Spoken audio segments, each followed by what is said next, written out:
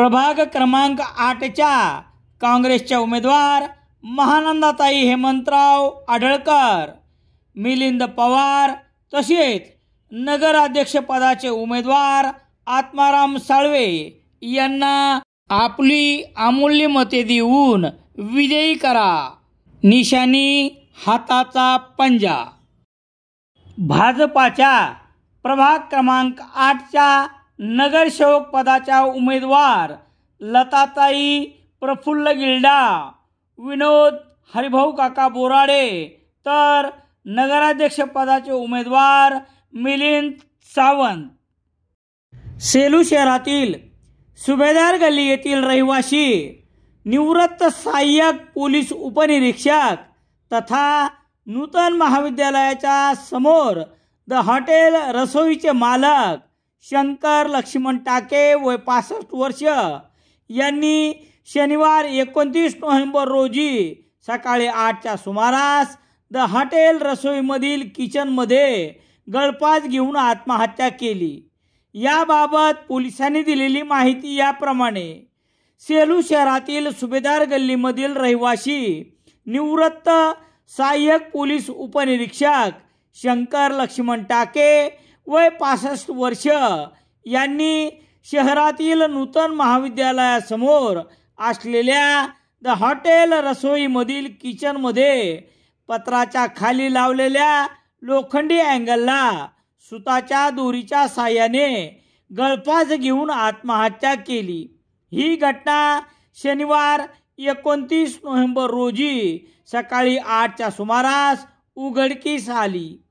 या घटनेची माहिती कळताच पोलीस निरीक्षक दीपक बोरसे, पोलीस हवालदार सुरेश पुलाते, पोलीस हवालदार KR मुलगीर यांनी घटनास्थळी भेट देऊन प्रेत शवविच्छेदनासाठी सेलू उपजिल्हा रुग्णालयात आणण्यात आले.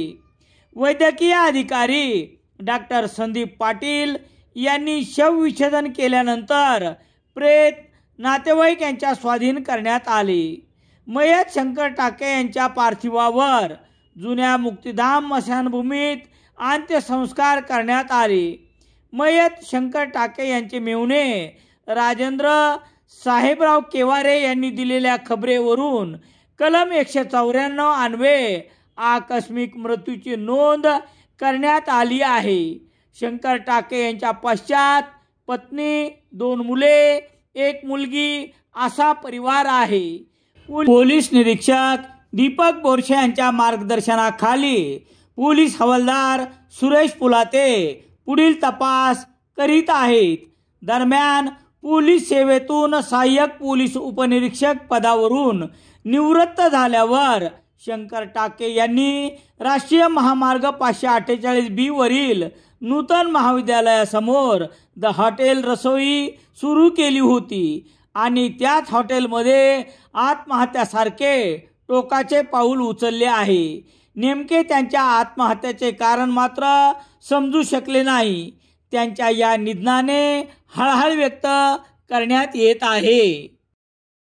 राष्ट्रवादी काँग्रेस शरद पवार पक्षाचे अधिकृत उमेदवार ॲडव्होकेट प्रशांत ढोले यांना अमूल्य मते देऊन विजयी करा.